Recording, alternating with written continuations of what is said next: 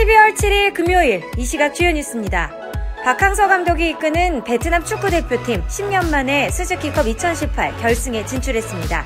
결승 상대는 말레이시아, 홈앤드 어웨이 방식으로 최종 승자를 가리는데 자기 홈 그라운드에서 상대를 맞아 경기한 다음 상대의 홈 그라운드로 가서 또다시 경기를 치르는 방식입니다. 중국 하웨이 창업자의 딸이자 부회장이 미국의 대이란 제재를 위반한 의혹에 연루돼 캐나다에서 체포됐습니다. 아시아 증시를 비롯해 뉴욕 증시와 유럽 증시가 일제히 하락했습니다. 권양숙 여사를 사칭해 윤창현 전 광주시장에게서 수억 원을 뜯어낸 여성이 범행 과정에서 문재인 대통령 행세까지 했던 것으로 드러났습니다. 사기 행각은 이 여성의 딸이 취업한 학교법인 대표의 신고로 결국 막을 내렸습니다.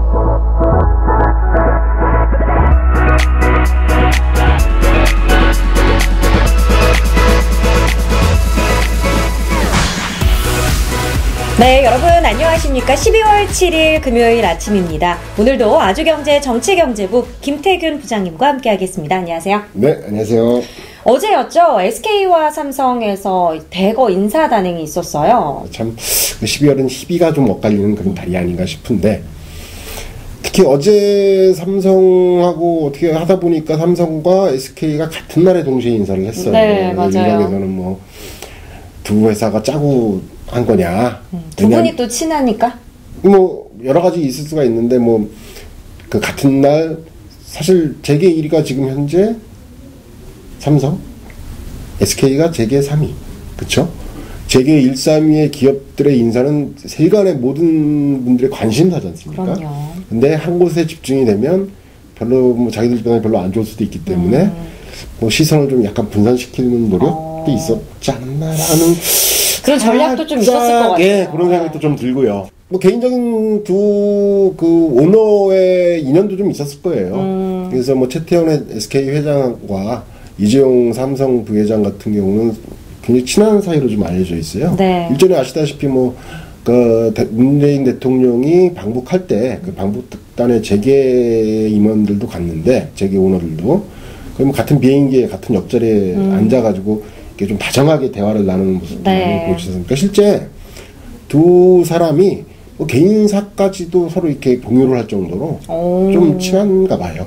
그렇군요. 네. 그래서 그런 여러 가지 뭐 배경이 있어서 그랬는지는 뭐 그거 꼭 그렇게 연결시킬 수는 없겠지만 네. 어쨌든 같은 날 했습니다. 네. 같은 날 했고.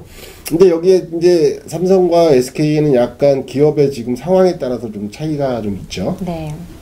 뭐 최태원 회장 같은 경우야 이미 그 기업의 지배력을 공고하게 지금 다져놓고 있는 상황 아닙니까? 이미 3세 경영자로서 모든 걸 물려받고 탄탄하게 지금 진행돼가는 상황이고 삼성그룹 같은 경우는 아직 그 명확히 말하면 이제 당연히 4세대 경영인으로서 이재용 부회장이 정권을 쥐고 해 나가지만 지배구조상 보면 아직은 불안정한 면이 있단 말이죠. 네, 맞아요. 그래서 두 그룹의 이번 인사의 방향이 조금 이렇게 좀 달랐어요.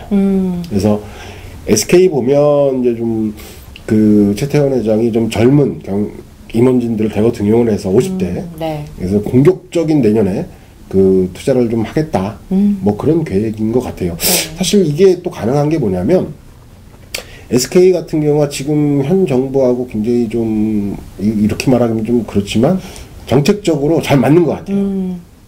그래서 일전에 한번 문 대통령이 SK 공장 한번 또 갔었죠. 네네. 근데 이게 또 왜 그러냐면 그 문재인 대통령 지금 정부가 경제 방향으로 그 내세운 것 중에 하나가 포용국가 아닙니까? 네. 근데 최태원 회장이 굉장히 예전부터 관심을 갖고 있었고 심지어 옥중에서도 굉장히 그 연구를 많이 했던 게 바로 그 사회적 기업. 그러니까 이런 면에서 좀 맥락이 좀 맞는 것 같아요. 경영과 정책 기조가 좀 맞아떨어지는. 그렇죠. 네, 사회적 기업도 역시 그 이윤을 추구하려고 하는 것이 아니라 이 사회에 소외된 분들을 그 고용을 해서 그분들이 이제 물건을 생산하고 그런 것들인데 최태원 회장이 이 부분에서 굉장히 관심이 많거든요. 그러니까 약간 정책적으로 뭐 경영 정책이든 뭐 정부의 경제 정책이든 이런 정책 면에서 약간 좀 맞는 부분이 있기 때문에 오히려 그 SK 같은 경우 내년에 좀 공격적으로 투자도 하고 뭐 그러려고 하는 공격적인 경영을 좀 펼치려고 하는 것 같고 네. 반대로 이재용 부회장은 아직 여러 가지 뭐 소송권이나 이런 게 좀 걸려 있는 게 있어요, 그죠? 그러다 보니까 지금 뭐 어떤 공격적인 경영 방침으로 가긴 조금 그런 것 같고 또 내년에 여러 가지 사업 포트폴리오상 그 지금 뭐 굉장히 효자 상품인 반도체 같은 경우도 어떻게 될지 모르는 상황이고 뭐 당연히 뭐 스마트폰도 그렇고요.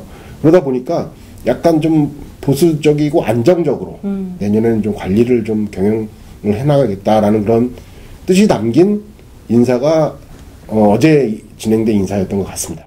그 성과 있는 분들이나 아니면 외국인 특히 네. 그리고 여성에 대한 승진폭을 상당히 높인 건 사실이죠. 그러니까 좀 실적주의였던 것 같아요. 왜냐하면 반도체 분야에서 절반 이상을 승진시켰다는 그렇지. 기사를 봤거든요. 근데 공통적으로 보면 재계 지금 인사 트렌드는 대부분 똑같습니다. 특히 뭐 삼성은 말할 것도 없고요. 네. SK도 역시 뭐 수년째 공통적으로 보면 성과주의예요. 잘하는 사람만이 살아남는 세상이라는 걸 이번 인사에서 더 느낄 수 있는 것 같은데요. 그렇죠. 성과 있는 곳에 인사 있다는 게 삼성은 원래 기본적으로 DNA에 박혀 있는 철학이고요. 네. 뭐 SK도 당연히 뭐 재계니까 그렇기 때문에 뭐 나 항상 이게 인사 기사와 함께 같이 나오는 내용이 뭐냐면 보너스. 네. 이번에도 삼성 같은 경우는 저 반도체 분야나 모바일 분야, 가전 분야 같은 경우는 연말에 500%의 보너스를 준다고 했습니다. 어마어마하네요. 그러니까 그만큼 이제 성과가 있으면 거기에 대한 인사도 있고 보답도 있다. 이게 이제 재계가 기본적으로 가지고 있는 인사의 방향이기 때문에 뭐 그런 공통점은 뭐 항상 계속될 것 같아요. 삼성그룹 같은 경우에는 안전성을 유지하면서 그렇죠. 내년에 더욱 성과를 보이겠다라는 마인드로 받아들일 수 있을 것 같습니다. 네, 어쨌든 저희는 뭐 내년을 한번 더 지켜볼 필요가 있을 것 같습니다. 아니, 지켜보는 정도가 아니라 어떻든 기업이 좀 힘을 갖을 수 있도록 네. 저희는 어떻게 해야 되나요? 지켜봐야 되지 않나요? 저희가 어떻게 해줄 수가 없어서. 지켜봐야겠네요. 그죠? 지켜봐야겠네요. 네, 오늘도 좋은 말씀 너무 감사합니다. 네, 저희는 다음 주 월요일 아침 9시 다시 찾아뵙도록 하겠습니다. 시청해주신 여러분 대단히 고맙습니다.